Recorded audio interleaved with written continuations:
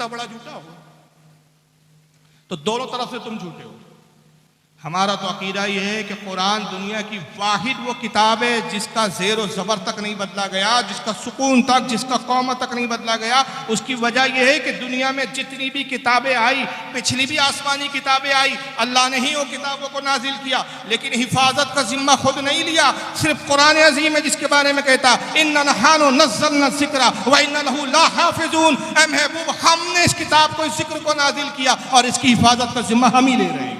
Museum library को भेजा है ब्रिटेन में ताकि वो इसको चेक करके बताएं कि ये उसी ज़माने का कागज़ है, उसी ज़माने की स्याही है, ताकि तस्दीक करे वो कि ये वही कुरान है। यानी अंदाज़ लगाइए, कुरान अल्लाह की किताब है, मुसलमानों के लिए नाजिल हुई और उसकी तस्दीक कौन करेंगे? अंग्रेज़ लोग करेंगे। ये वीडियो सुनते तो आपको बड़ी दिलचस्पी महसूस होती, क्योंकि कुछ बातें मुझे याद नहीं और क्या क्या बोला, जो याद आ रही है मैं सुना के रद्द कर दूंगा इसका। कहते हैं कि जैसे ही वहां से तस्दीक हो जाएंगी, सेटिस्फाई हो जाएंगे हम लोग और वेरीफाई कर दिया जाएगा कि हाँ ये वही कुरान है जो अली ने लिखा था, तो हम फिर इनकलाब ईरान के बाद, इनकलाब ईरान का इनकलाब कहते हैं कि भाई इस्लामी इनकलाब आया ईरान में, इनकलाब ईरान के बाद शियाओं का जो सबसे बड़ा कारनामा है, बतौर कारनामा हम दुनिया के सामने पेश करेंगे। 1400 साल के बाद हम ओरिजिनल कुरान को तलाश करके ले आए और हम बड़े फख्र के साथ उम्मत तक ये असल कुरान पेश करते हैं। अब सवाल ये पैदा होता है कि इस पे दो ज़रब है कि एक तो तुम्हारी ही किताबें कहती है कि इमाम मेहदी लेकर गए तो क़यामत के वक्त लेकर आएंगे, तो बीच में तुम कहां से ले आए? तो ये तो एक अकीदे का दोगलापन तुम्हारा खुद जाहिर हो रहा है। इससे पता चल रहा है कि तुम दोनों तरफ से बातिल हो।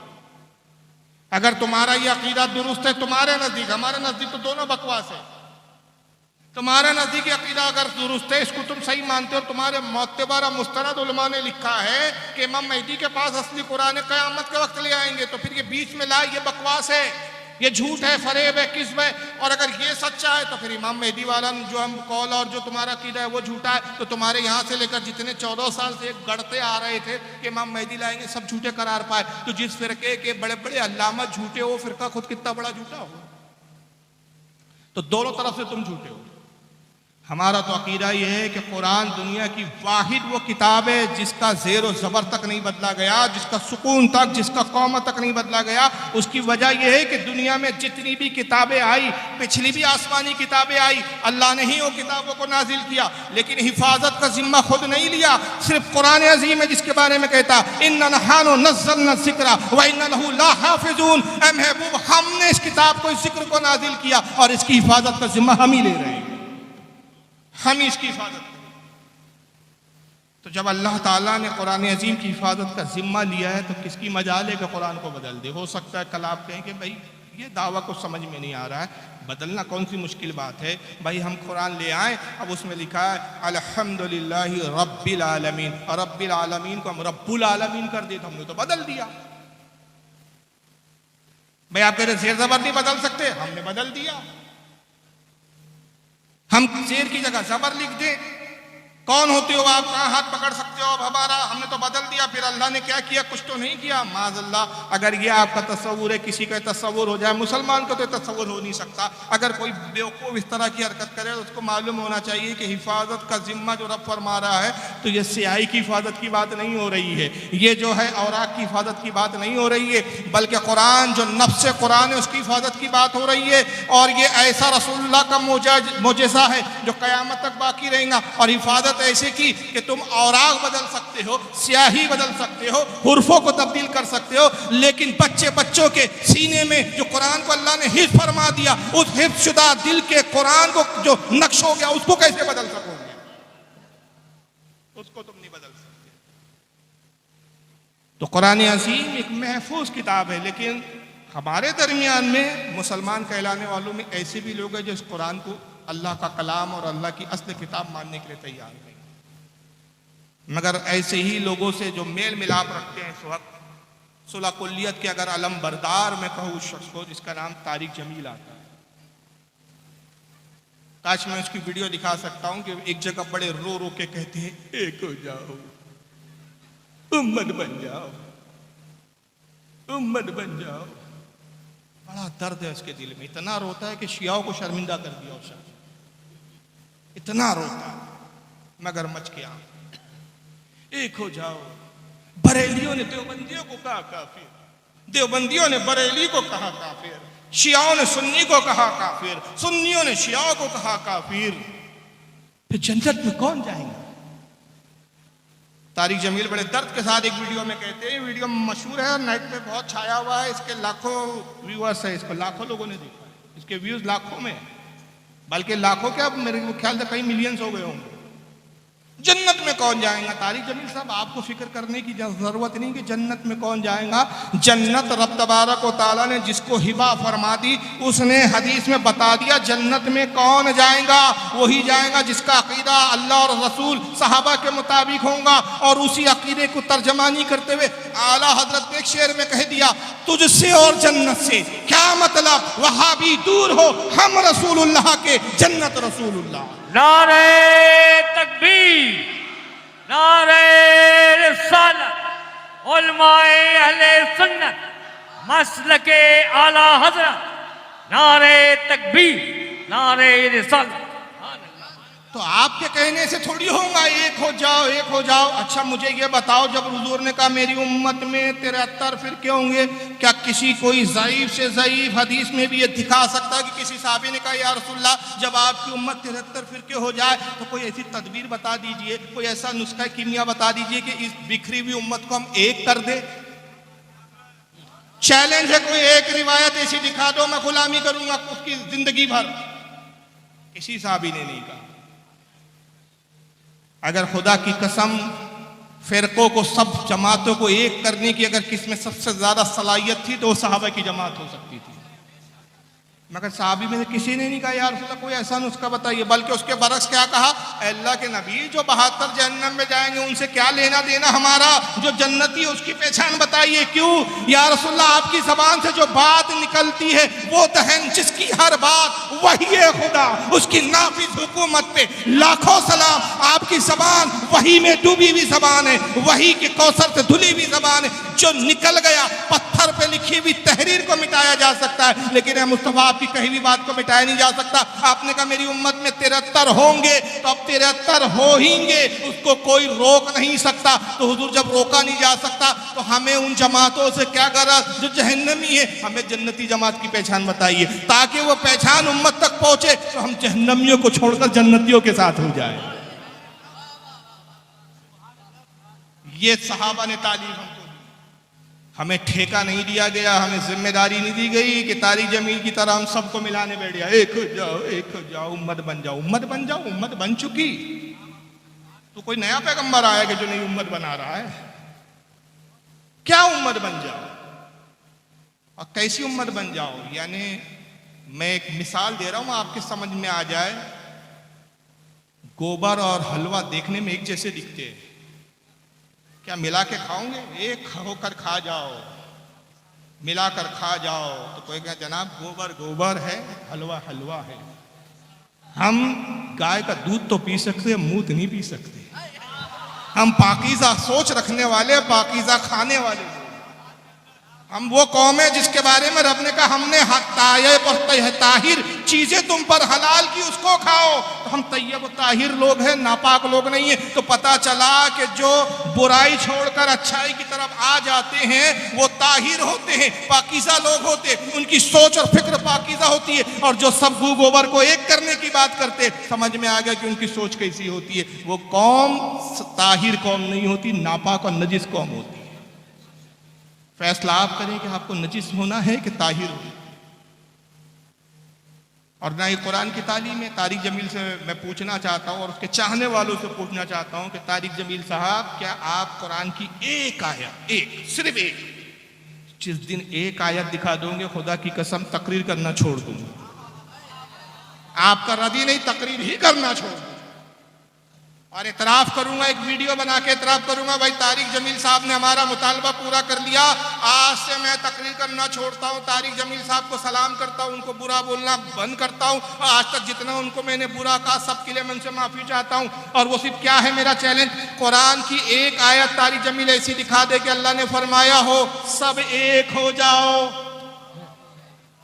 बस एक आयत दिखा दो आप कुरान की। हमें ये तो नहीं मिलता कुरान में, उसके बरक्स क्या मिलता है, वला तलबिसुल हक्का बिल बातिली व तक्तुमुल हक्का ला अंतुम तालमून। अल्लाह फरमाता है हक और बातिल को आपस में ना मिलाओ, हक और बातिल को आपस में ना मिलाओ, और दीदा दानिस्ता जानते हुए समझते हुए हक को ना छुपाओ। कुरान तो कहता है कि हक और बातिल कभी एक हो ही नहीं सकते, रात और दिन एक नहीं हो सकते, कुफ्र और इस्लाम एक नहीं हो सकते। और फिर सुलह कुल्लियत के लिए तालीम ये दी जाती है। अल्लाह फरमाता है इस्लाम में आए हो तो पूरी पूरी तरह इस्लाम में आओ, कुछ ये भी ठीक कुछ वो भी ठीक नहीं। अब सवाल ये पैदा होता है कि फिर हमारा इनसे इख्तिलाफ क्या है। तो मेरे बाद इंशाअल्लाह वो मौजू हज़रत अल्लामा मौलाना हाफिज़ एहसान साहब किबला को दिया गया है, वो बताएंगे कि किन किताबों की बुनियाद पर हमारा इनसे इख्तिलाफ हुआ और मुसलमान कहलाने वाले ही दो ग्रोह में बढ़ गए। एक बातिल की तरफ चले गए, आज एक अब भी हक पर है और इंशाअल्लाह क़यामत तक हक पे रहेंगे, वो हम। लेकिन बतौर तमसील सिर्फ एक मिसाल में दे के गुजरूंगा। तहज़ुरुन नास नाम की किताब लिखी गई, हिफ्ज़ुल ईमान भी लिखी गई, इंशाअल्लाह मेरे बाद के खिताब में वो जिक्र आएगा शायद। बराइनुल क़ातिया लिखी गई और भी किताबें लिखी गई, तक़वियतुल ईमान लिखी गई, फतावा रशीदिया लिखी गई। सारी किताबें यहाँ मौजूद है। जो हवाले दिए जाएंगे दिए जा रहे हैं, हर हवाला दिखाने की जिम्मेदारी को तहज़ुरुन नास में मौलवी कासिम नानतवी दारुल उलूम के देवबंद के बानी कहे जाते हैं नहीं, जुमलों पे गौर किया करें।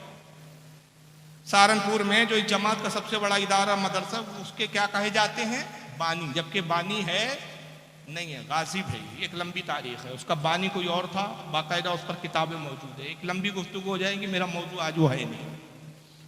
पता नहीं उन्हें क्या सूझी, किसी ने उनसे एक सवाल किया। हज़रत अब्दुल्लाह इब्न अब्बास का एक असर है, असर कहते हैं जो सहाबी जिसको रिवायत करे और वो रसूल से मनकुल ना हो, हदीस मौकूफ भी कहते हैं उसको, कि 7 ज़मीन है, 7 ज़मीनों में 7 अम्बिया है, 7 आसमान है, 7 आसमानों में 7 अम्बिया है। तो हुजूर के ज़माने में 7 ज़मीनों में 7 रसूल है, आसमानों में 7 रसूल है, हमारी ज़मीन के ऊपर है कि कुल 15 नबी है। सीधा सा जवाब ये था, इस हदीस पे सवाल किया, मुहद्दिसीन ने इस हदीस को मौजू और झूठा करार दिया, और मुहद्दिसीन ने फरमाया कि अब्दुल्लाह इब्न अब्बास से यह असर साबित ही नहीं। रावियों पे बहस की।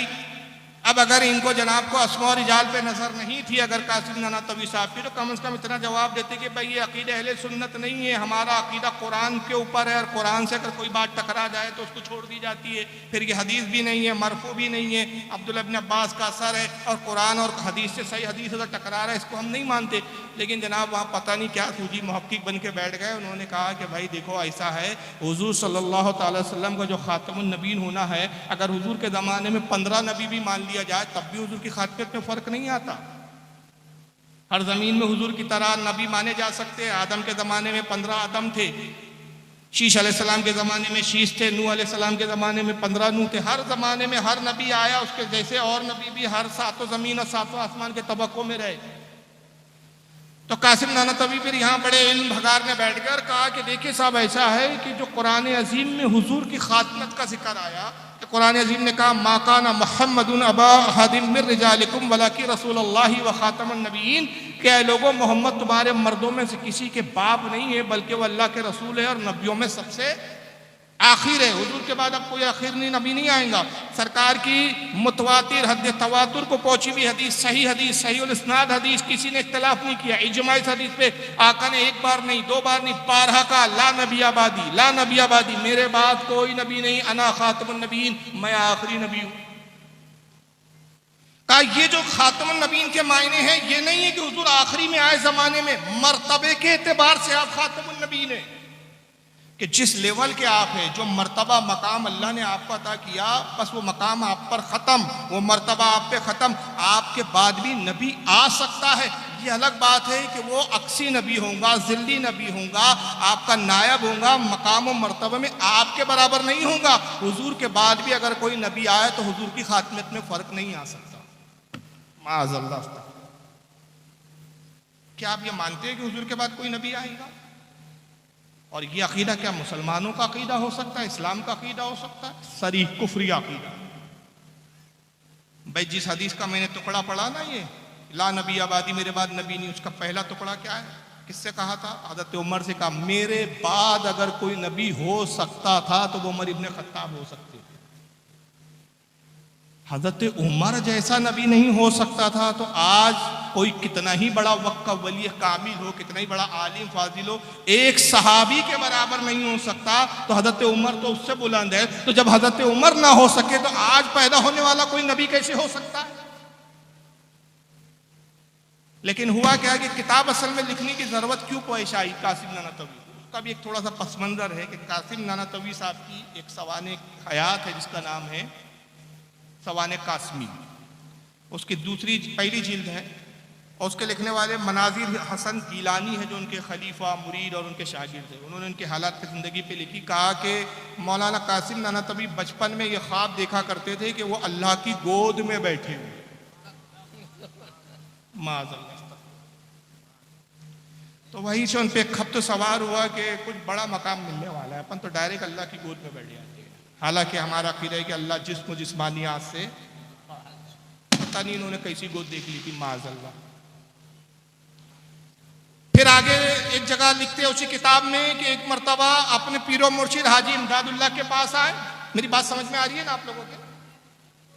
इनके पीर साहब थे हाजी इमदादुल्लाह, उनके पास आए और कहा कि हुजूर जब भी मैं तस्बीह लेके बैठता हूँ पढ़ने, जब भी तस्बीह लेता हूँ, अल्लाह का जिक्र करता हूँ, तो ऐसा महसूस होता है जैसे मनो मुझ पर बोझ रख दिया गया हो, जैसे पहाड़ मुझ पर लाद दिए गए। इतना पीर साहब ने कहा माज़अल्लाह। पीर साहब ने कहा मुबारक हो, ये वो बोझ है जो रसूलुल्लाह को वही के वक्त महसूस होता था। अल्लाह तुमसे वही काम लेगा जो नबी से लिया गया। अब चचा जान को, कासिम चचा को ख्वाब सूझने लगे, आज नहीं तो कल जिब्रील आएंगे, बोलेंगे मुबारक हो तुम नबी। और हुजूर की खातिमत में इसलिए फर्क नहीं आएगा, तुम नबी हो लेकिन हुजूर के बराबर के नबी नहीं हो, छोटे लेवल के नबी हो, छोटे वाले हो, हुजूर के असिस्टेंट नबी हो। नतीजा क्या हुआ कि लोगों का जहन साजी करने के लिए तहज़ुरुन नास लिख मारी कि भाई डायरेक्ट नबुवत का दावा करेंगे तो ऐसा ना हो कि सारे लोग दौड़ पड़े, इतने जूते मारे कि सर का बाल भी ना बचे। तो तहज़ुरुन नास लिखी कि पहले थोड़ा जहन बना दिया जाए कि भाई खातमुन नबीन के मायने ये नहीं कि हुजूर आखिरी नबी ज़माने के एतबार से हैं, ज़माने के एतबार से नहीं, मकाम और मर्तबे के एतबार से। मगर हुआ ये एक बड़ा अजीब व गरीब मामला हुआ कि किताब आई और अभी वो अपनी प्लानिंग में लगे हुए थे कि बाजी कोई और मार गया। अब बाजी किसने मारी? गुरदासपुर पंजाब का इलाका है, वहां का एक शख्स था जिसका नाम था गुलाम अहमद कादियानी। उसने दावा किया मैं नबी हूं, आ गया नबी। सारे देवबंद में हलचल मच गई। कहा तू कैसे नबी है? कहा आप ही के तालीम ने लिखा है कि भाई नबी आ सकता है। आ सकता नहीं, मैं आ गया। आ सकता है क्या होता है, मैं तो खुद आ गया, मानो मुझे अब नबी। मुझ पे तो वही भी आ रही है, जिब्रील भी आ रहे हैं मेरे पास। बड़े परेशानी हुई देवबंदियों में कि भाई बाजी तो कोई और मार गया। मौलवी ताहिर गयावी की मेरे पास वीडियो है, ऑडियो है, सॉरी माफ करना, वीडियो नहीं ऑडियो है, और उसी के चैनल पे डली है, वहीं से मैंने अपलोड किया, अभी भी डिलीट नहीं किया, अभी भी मौजूद है। ताहिर गयावी कहता है कि जब गुलाम अहमद कादियानी ने नबुवत का दावा किया तो हमारी जमात के बहुत बड़े आलिम थे, बहुत बड़े अल्लामा थे, बहुत बड़े मुहद्दिस थे, बड़ी तारीफ की। उनका नाम था अताउल्लाह बुखारी। नाम पे गौर करें, पूरा वाकया नाम पे इर्द गिर्द घूमता है, अताउल्लाह बुखारी। तर्जुमा क्या होता है? अल्लाह की अता, अल्लाह की देन। वो खड़े हुए और गुलाम अहमद कादियानी को ललकारा, मुनाजरा कर, तू कैसे नबी है? गुलाम अहमद कादियानी तैयार हो गए, चलो मुनाजरा कर लेंगे, मैं साबित करता हूं मैं नबी हूं। बहरहाल मुनाजरा हुआ। मुनाजरे में अताउल्लाह बुखारी ने कहा, ये ताहिर गयावी के बकौल, ऑडियो मेरे पास मौजूद है, मैं सुबह तक रुका हुआ हूँ, 2 बजे मेरी यहाँ से रवानगी है, आप मेरी क़यामगाह पर आए, मैं आपको ऑडियो सुना दूंगा। यहाँ चल नहीं रहा स्पीकर, इसलिए सुनाने से माजरत तलब, माजरत चाहता हूँ क्योंकि आवाज़ ही नहीं आ रही है। ताहिर गयावी कहते हैं कि अताउल्लाह बुखारी ने कहा तू नबी है, इसकी दलील दे। अस्तगफिरुल्लाह, ला हौल वला कुव्वता इल्ला बिल्लाहिल अलीयुल अज़ीम। ये है देवबंदियों के जहालत का इल्म इन बेचारों को न किताबों पे नज़र, न फतावों पे नज़र। इमाम इब्न हजर अल मक्की अश-शाफ़ी रहमतुल्लाह अलैह फतावे हदीसिया में नकल फरमाते हैं कि हुजूर ख़ातमुन नबीन ऐसे हैं कि अब हुजूर के बाद कोई नबुव्वत का झूठा दावा करे और कोई उससे नबुव्वत की दलील मांगे, दलील मांगने वाला काफिर हो जाए। इसलिए कि ये रात है, जितना यकीन है इससे हजारों करोड़ों दर्जे हमें इस बात पर यकीन है। जिस तरह ये यकीन है कि सुबह थी, सुबह गुजर गई, अब रात आ गई। जिस तरह मैं अपनी घड़ी में देख रहा हूं कि इस वक्त रात के 1:05 हो रहे हैं, जितना इस पर यकीन है कि वक्त ये हुआ, इससे सैकड़ों दर्जे, करोड़ों दर्जे ये यकीन है कि हुजूर आखिरी नबी है, हुजूर के बाद कोई नबी नहीं आएगा। दुनिया इधर से उधर हो सकती है लेकिन रसूल के बाद कोई नबी अब तशरीफ नहीं ला सकता। ईसा अलैहिस्सलाम भी आएंगे तो उम्मती की हैसियत से आएंगे, बहैसियत नबी नहीं तशरीफ लाएंगे। इमाम मेहदी की इक्तिदा में नमाज पढ़े, नबुव्वत होंगी, नबुव्वत मनसूख नहीं होंगी। ये ना समझे कि नबुव्वत मनसूख हो गई। किसी नबी की नबुव्वत को मनसूख समझना यह भी कुफ्र है। ये सब अकायद की बातें हैं। नबी होंगे लेकिन हैसियत अपनी क्या जाहिर करेंगे? उम्मती। और यही वजह है कि इमाम मेहदी इस जमाने में क़यामत के वक्त इमाम होंगे, उनकी इक्तिदा में आप नमाज मुक्तदी की हैसियत से पढ़े। तो दलील मांगी इन्होंने, तो पहली गलती तो यही की कि भाई उससे दलील मांगने की क्या जरूरत थी, उसको 4 जूते लगाते कि तू कहाँ से नबी आए, उसे दलील मांग रहे। तो गुलाम अहमद कादियानी ने दलील दी, कहा हाँ मेरी दलील तो कुरान में मौजूद है।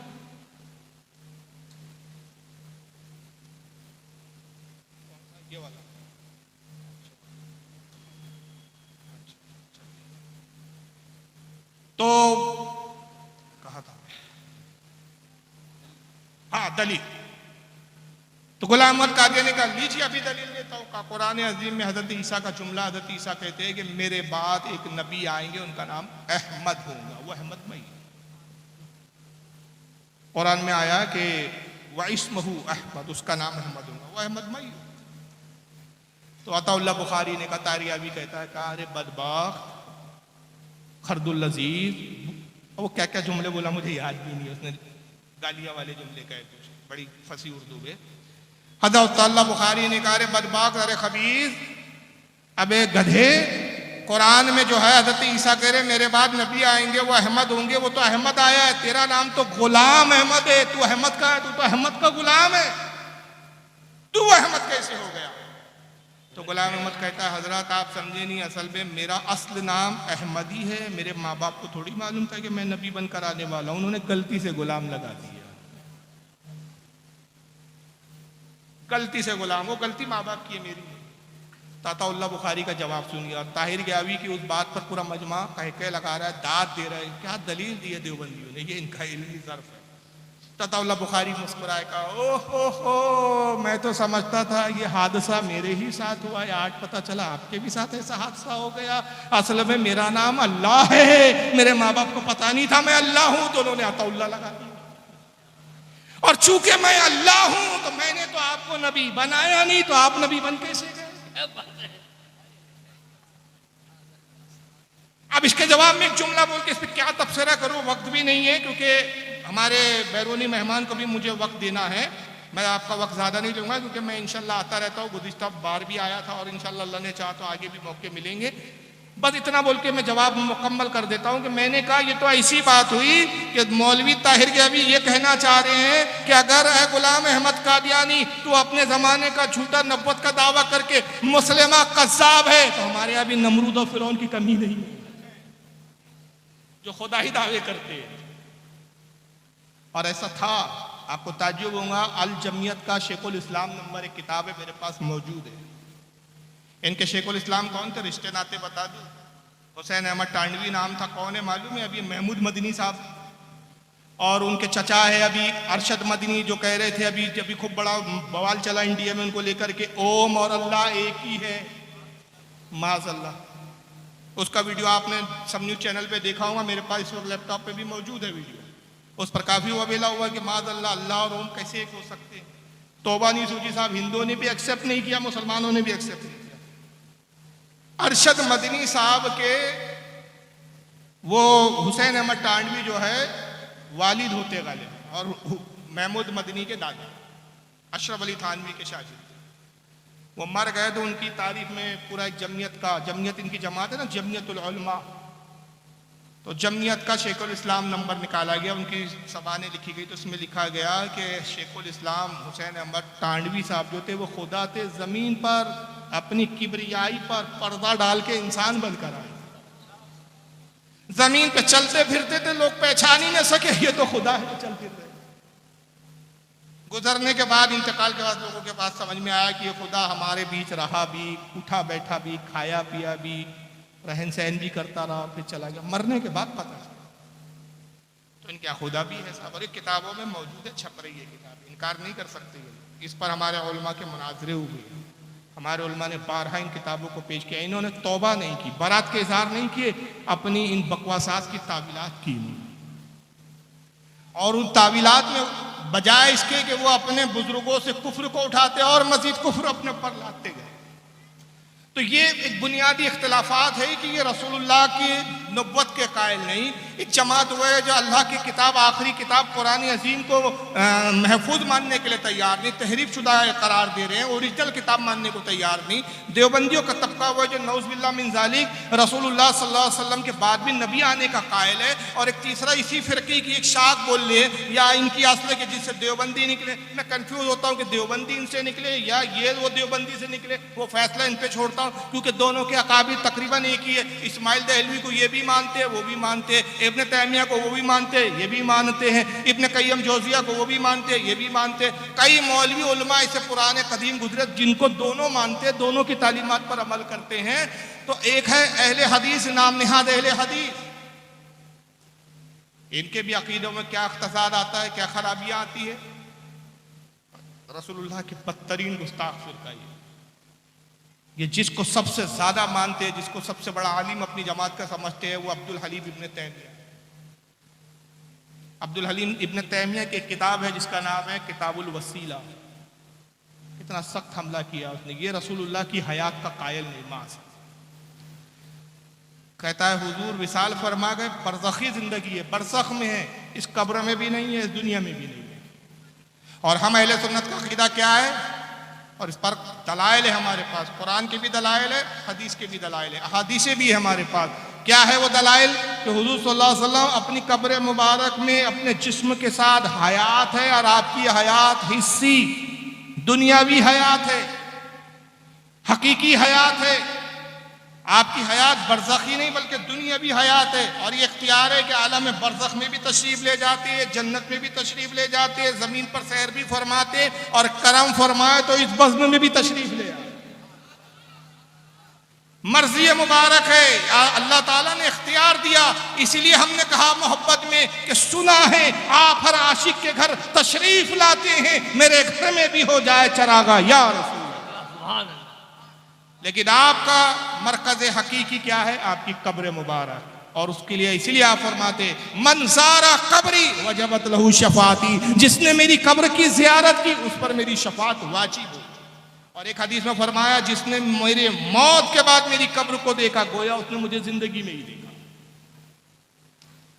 तो हम इस तरह हयात को मानते हैं। लेकिन इब्न तैमिया ने कितना खतरनाक हमला किया हुजूर सल्लल्लाहु अलैहि वसल्लम की हयात को लेके। हयात का इनकार ही नहीं किया, हुजूर की सरकार सल्लल्लाहु अलैहि वसल्लम की तौहीन भी की। बदबख्त किताबुल वसीला में लिखता है कि बाद झूठे सूफी, बाद झूठे सोफिया कहते हैं औलिया की जमात को, ये दावे करते हैं कि हम कब्र पे गए, कब्र शक हुई, रसूल बानफ़्स नफ़ी तशरीफ लाए, मुआनका किया, गले मिले, मुसाफा हुआ, दस्तबोसी हुई। अभी मैंने दो वाक़यात आपके सामने पेश किए, एक आला हज़रत का भी वाक़या पेश किया कि सरकार आला हज़रत को भी ज़ियारत हुई। अब्दुर्रहमान इब्न जामी, माँ अब्दुर्रहमान इब्न जामी का भी वाक़या पेश किया। मुतअद्दिद हमारे उलमा और सूफिया के अक़वा जो है ऐसे वाक़यात है कि रसूल ने बानफ़्स नफ़ी अपनी ज़ियारत से उनको मुशर्रफ फरमाया।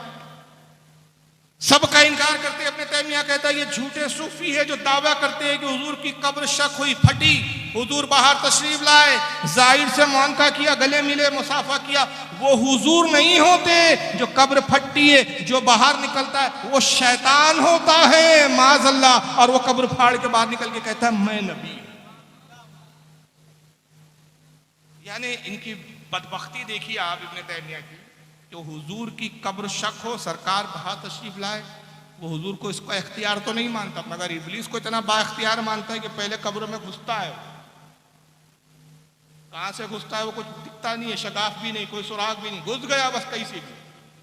और ज़ाहिर ने कहा या रसूलल्लाह आपका दीदार का मुतमन्नी हूं, तमन्ना है मुझे कि आपका दीदार करूं। कब्र फटी, शैतान बाहर निकलता है। शैतान को इख्तियार है कि कब्र में जाए, फाड़ के बाहर आ जाए, अपने आप को नबी भी बताए और उम्मती गुमराह भी हो जाए, मगर माज़अल्लाह कहता रसूल को इख्तियार कि हुजूर तुम मरकर खत्म।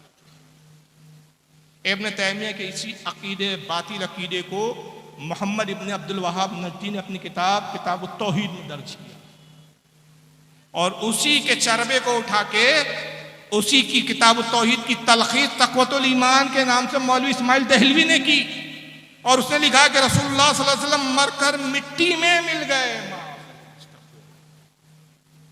हालांकि सही हदीस है, सरी हदीस है। अलबानी जो इनका सबसे बड़ा अल्लामा, उसने तक मुहद्दिसीन की यहां से वहां तक जब देखा राय को कि हर मुहद्दिस सही करार दे रहा तो मजबूरन अल्लाह जाने कितना दिल पे पत्थर रख के उसको भी लिखना पड़ाऊंगा अपनी सिलसिलतुस सहीहा किताब में कि यह हदीस सही है और उसके बहुत ज्यादा तुरुक है।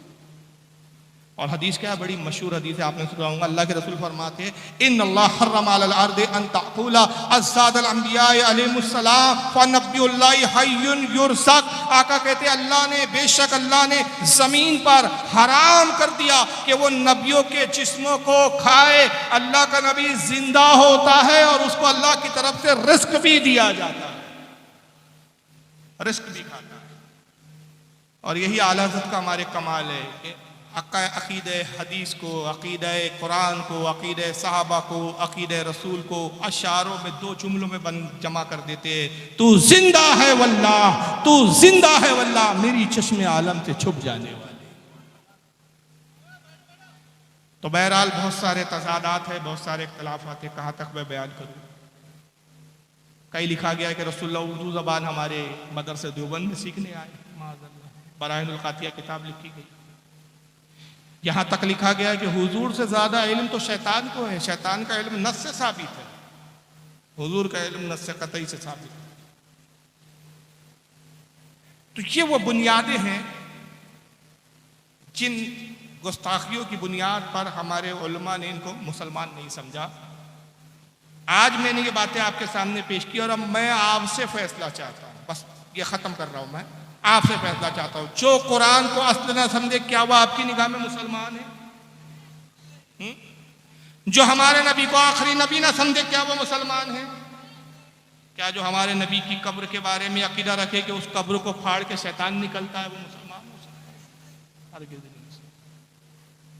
तो इख्तिलाफ कुफ्र और ईमान का है, प्रॉपर्टी का इख्तलाफ नहीं है, बिजनेस का इख्तलाफ नहीं है, लेन देन का इख्तलाफ नहीं है, रिश्तेदारी में इख्तलाफ नहीं है, अकीदे का। और ये अकीदा ही है जो सलामत है तो जन्नत में जाना है, रसूल की बारगाह में सुरखुई है, खुशनुदी है, अल्लाह की खुशनुदी है, कामयाबी है। और अगर अकीदे में ही बिगाड़ है तो याद रख लीजिए आप कितनी ही नमाजें पढ़ ले, कोई नमाज कबूल नहीं होगी। इब्लीस से बड़े आप आबिद नहीं हो सकते।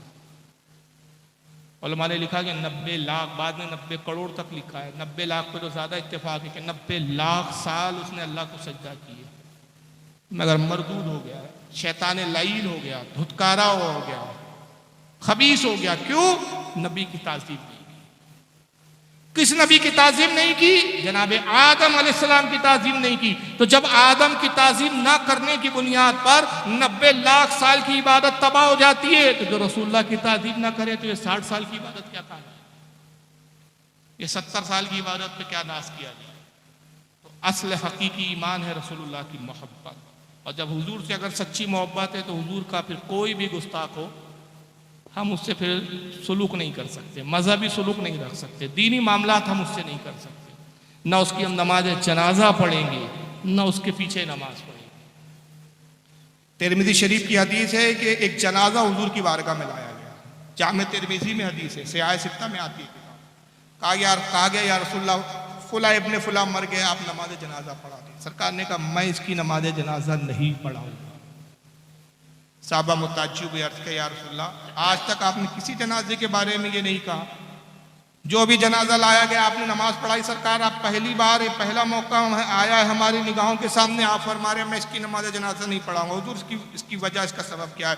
आका ने फरमाया इसलिए कि ये मेरे उस्मान से बुग़्ज़ रखता है, लिहाजा अल्लाह भी इसको नापसंद फरमाता है। तो हदीस से पता चला जो उस्मान गनी से नफरत करे, जो उस्मान गनी से मोहब्बत न करे, उनसे हसद और बुग़्ज़ रखे, उसकी नमाज जनाजा आका नहीं पढ़ते। जो हमारे नबी का गुस्ताख हो उसकी नमाज जनाजा हम कैसे पढ़ें? अगर हम चंद सिक्कों की खातिर इस तरह कर रहे हैं तो खुदा की कसम फिर हमारे ईमान की कोई वैल्यू नहीं रही। हमने चंद सिक्कों के एवज अपने ईमान को बर्बाद कर दिया। क़यामत के दिन कुछ नहीं मिलने वाला, तुम्हारे सिर्फ जहन्नम का तौक पहनाया जाएगा और कहा जाएगा जो तूने हासिल करना चाहता दुनिया में तुझे दे दिया। अब या तो आप गैरों की बदअकीदों की नमाज जनाजा पढ़ाते रहिए और दुनिया हासिल करते रहिए और आखिरत का खसारा उठाइए, या ये कि यहाँ सख्त हो जाइए, यहाँ जो है मुतसल्लिफ सुन्नी बन जाइए, मजबूत सुन्नी बन जाइए और नबी की मोहब्बत में अपने आप को इतना सरशार कर लीजिए कि अगर खुदा ना खास्ता बाप बदअकीदा हो जाए तो वह हमारा नहीं, बेटा बदअकीदा हो जाए तो हमारा नहीं। इसलिए कि जितने रिश्ते हैं ईमान की बुनियाद पर है, ईमान है तो सारे रिश्ते कायम है, और ईमान नहीं तो कोई रिश्ता मौजूद नहीं। और ये मैं नहीं कहता, आका की हदीस है, सरकार ने कहा ला युमिनु अहदुकुम हत्ता कुना हब्बा इलैहि मिन वालिदिही व वलदिही वन्नास अजमईन। आका ने कहा तुम में से उस वक्त तक कोई मोमिन हो ही नहीं सकता जब तक अपने माँ बाप से ज्यादा, अपनी औलाद से ज्यादा, अपने अजीज व अकारिब से ज्यादा, वन्नास अजमईन, दुनिया के तमाम लोगों से ज्यादा जब तक मुझसे मोहब्बत न करे वो मोमिन हो ही नहीं सकता। तो बाप से ज्यादा मोहब्बत सरकार की चाहिए, माँ से ज्यादा मोहब्बत सरकार की चाहिए। पहले मोहब्बत रसूल है, बाद में बाप है। पहले मोहब्बत रसूल है, फिर माँ है। मोहब्बत रसूल है तो माँ का रिश्ता भी बरकरार है, मोहब्बत रसूल है तो बाप का रिश्ता भी बरकरार है। और खुदा ना खास्ता यहाँ पर जरा सी भी लचक है तो फिर बाप बाप नहीं है, बेटा बेटा नहीं है, माँ माँ नहीं है। और सहाबा इकराम ने जंग के बद्र में ये दिखा दिया। हजरत अबू उबैदा इब्न जर्रा ने अपने बाप जर्रा को ग़ज़वे ओहद में कत्ल किया, सगे बाप को कत्ल किया। हजरत उमर फारूक ने अपने मामू को कत्ल किया, मामू कुफ्र की हालत में था। हजरत अली ने अपने एक मामू को कत्ल किया। और जिगर सहाबा जिनके तारीख में वाक़यात आते, उन्होंने अपने अजीज़ व अकारिब को अपने हाथों से कत्ल किया। पूछने वालों ने पूछा है सहाबा की जमात ये कैसा मजहब है, ये कौन सा इस्लाम ले आए हो कि बाप बेटे को कत्ल कर रहा है, बेटा बाप को कत्ल कर रहा है? तो सहाबा ने कहा हमने रसूल से मोहब्बत का रिश्ता ऐसा मजबूत जोड़ लिया है कि इस रिश्ते को क़यामत तक बरकरार रखने के लिए आज हम हर रिश्ते को काटने के लिए तैयार हैं। यही असल रिश्ता है। कब्र में बाप नहीं आएंगे, रसूल काम आएंगे। कब्र में माँ नहीं आएंगी, आखिरत में शफात करने माँ नहीं आएंगी, बल्कि यहाँ तक होगा कि हर कोई नफ्सी नफ्सी कहेगा। बेटा माँ के पास जाएगा, कहेगा अम्मी जान एक नेकी की ज़रूरत है, एक नेकी कम पड़ गई है। मुझसे कहा गया है कि अगर तू किसी से एक नेकी ले आ तो तेरे नाम अमाल में नेकी का पल्ला वज़नी हो जाए, तुझे बख्श दिया जाए। ऐ माँ तू मुझे दूध पिलाती थी, ऐ मेरी माँ तू रातों में बिस्तर अगर गीला हो जाए तो खुद गीले में सोकर मुझे सूखे पे सुलाती थी, मेरी एक हल्की चोट पे तू तड़प जाती थी। ऐ माँ तू मुझ पर शफीक थी, मेहरबान थी। आज मैं तेरा बेटा एक नेकी के लिए तरस रहा हूँ, अपनी नेकी में से सिर्फ एक नेकी दे दे। तो माँ कहेंगी नफसी नफसी नफसी नफसी नफसी नफसी। बेटा आज तो मुझे अपनी पड़ी हुई है। माँ तो छोड़ो, उस वक्त हदीस में आता है कि पैगंबर के पास जब उम्मतें जाएंगी, अय आदम आप हमारे बाप है, हमारी शफात करो। नफसी नफसी इज़हबू इला गैरी, जाओ किसी और के पास जाओ, आज तो मुझे अपनी फिक्र पड़ी है। कौम हजरत नूह के पास जाएंगी, नफसी नफसी इज़हबू इला गैरी। हजरत शीर, हजरत इलियास, हजरत याकूब, हजरत यूसुफ, हर नबी के पास उम्मत जाएंगी। 1,24,000 कमोबेश सारे अंबिया का फेरा करके उम्मत हुजूर की हजरत ईसा की बारगाह में जाएंगी। ऐ ईसा मसीह, आप मसीह है, आपने लोगों के दर्द का मदावा किया है, लोगों के दर्द तकलीफों को दूर किया है, आपने तो बीमारों को शिफा दी। आज हम तकलीफ में हैं, अजाब में गिरफ्तार है, आप कम से कम हमारी शफात कर दीजिए। तो हजरत ईसा कहेंगे नफसी नफसी, आज मुझे पड़ी हुई है अपनी, जाओ इज़हबू इला रसूलुल्लाह सल्लल्लाहु अलैहि वसल्लम, रसूलुल्लाह की बारगाह में जाओ। और जब ये उम्मत रसूल की बारगाह में जाएंगी, आका कहेंगे अना लहा, मैं ही इस काम के लिए हूं, मैं ही इस काम के लिए।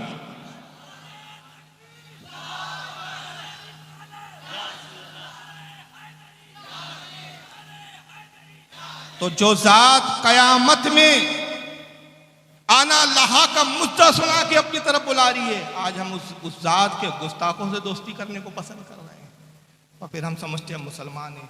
तो आज सबसे बड़ा मर्ज ये सुलह कुल्लियत है और यही वो सबब है सुलह कुल्लियत। ये भी ठीक वो भी ठीक कि अल्लाह ताला ऐसा नाराज़ हुआ हमसे, ऐसा नाराज़ हुआ कि वो कौम जिनको न खाने का सलीका है न बात करने का सलीका है, मुंह खोले तो झूठ बोले, खाएं तो नापाक चीज़ें खाएं, कोई वकार नहीं, कोई बेस नहीं।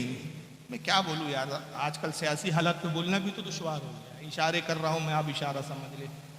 वो जो कभी नहाते नहीं थे, हिमालय की चोटी पर गंदे रहने वाली कौम, जिनका कोई तकद्दुस नहीं, नजीस चीजें जिनकी ग़िज़ाएं बनी हुई हो, आज वो कौम हम पर राज कर रही है। वजह हमारी बदअमली है। खुदा के वास्ते अपने आप को मजबूत करो। किसी शायर ने कहा कि वो क्या शेर है कि ये सरासर संग हो जाए या मोम हो जाए। पहला मिसरा क्या है? दो रंगी छोड़ दे यकरंगी हो जा, दो रंगी छोड़ दे यकरंगी हो जा, या सरासर संग या सरासर मोम हो जा। इधर भी ठीक उधर भी ठीक नहीं। और इसकी मिसाल बहुत सख्त दी अल्लाह के नबी ने, फरमाया दोगले की मिसाल, जो इधर भी ठीक उधर भी ठीक। सही मुस्लिम की हदीस है, उसकी मिसाल उस बकरी की मांदी दे कि बकरों के इस रेवड़ में भी जाती है, फिर बकरों के उस रेवड़ में भी जाती है, और जब बच्चा लाती है, हामला होती है, तो खुद उसको ही पता नहीं होता कि हमल कहाँ से लाई। ये इस तरह की मिसाल दी है बीच के आदमी। तो बीच का आदमी ठीक नहीं होता। मजबूती इख्तियार कीजिए, जान पर आ जाए जान दे दीजिए, मगर अपने अकीदे को मत बदलिए। अकीदा ही असल है। जिंदगी कितने दिन की है यार? अगर हमने इस जिंदगी में दोगलापना करके, सुलह कुल्लियत इख्तियार करके कुछ दौलत कमा ली, कुछ लोगों को राजी भी कर लिया, कितने दिन? 60 साल 70 साल 75 साल, बहुत बहुत तीर मार लिया। 60-65 से ऊपर आदमी जा नहीं रहा है, अटेक आ रहा चला, बहुत तीर मार लिया। 100 साल से ऊपर नहीं जी पाऊँ। फिर उसके बाद फिर वही अल्लाह की बारगाह है, फिर वही अजाब है, फिर वही सवालात है, फिर वही जवाब है। क्या जवाब दूंगी, क्या पूछूंगी? और एक गलतफहमी मैं दूर कर दूं, अक्सर हमारी कौम के लोग तकरीरों को सुनते समझते हैं, मगर फिर शैतान क्या वसवसे डालता है, यार ठीक है आज मौलाना साहब ने मजबूत होने के लिए कहा, आज से मैं पुख्ता अहद करता हूँ कि बदअकीदों से दूर रहूँगा, उनसे बरात का इजहार करूँगा, उनके मजहबी और दीनी मामलात में शरीक नहीं होऊंगा, उनके पीछे नमाज नहीं पढ़ूंगा, अपनी नमाज की हिफाजत करूँगा। मगर मैं देखता हूँ मेरे बस्ती के फुला मौलाना साहब तो उनकी नमाज भी पढ़ रहे हैं, उनका जनाजा भी पढ़ रहे हैं, उनके निके भी पढ़ रहे हैं। ये वो चीज़ है, वो शैतान का वसवसा है जो हमारे कौम को समझने के बावजूद भी फिसला देता है। याद रखिए, मौलवी अपना जवाब देगा, आपको अपना जवाब देगा। क़यामत में ये कहकर, खुदा की कसम, मैं अल्लाह रब्बुल इज़्ज़त की इज़्ज़त और जलाल की कसम खा के कहता हूँ, ये कहकर कोई नहीं बचेगा परवरदिगार फुला ऐसा करता था इसलिए मैंने भी किया। नहीं, हर शख्स को अपना हिसाब देना है। मुझे अपना हिसाब देना है, मेरे वालिद को अपना हिसाब देना है। मेरे वालिद से मेरे बारे में सवाल नहीं होगा, मुझसे मेरे वालिद के बारे में सवाल नहीं। तो आप अपने मुहासबा कीजिए और अपने हिसाब की तैयारी कीजिए। अल्लाह ताला आज की इस बज़्म को कबूल फरमाए और जो भी मुख्तसर वक्त में कहा बताया गया उस पर अमल की तौफीक अता फरमाए। कहने बोलने में कोई लर्जिश गलती हो अपने हबीब के सदक़े में माफ़ फरमाए। वमा अलैना इल्लल बलाग।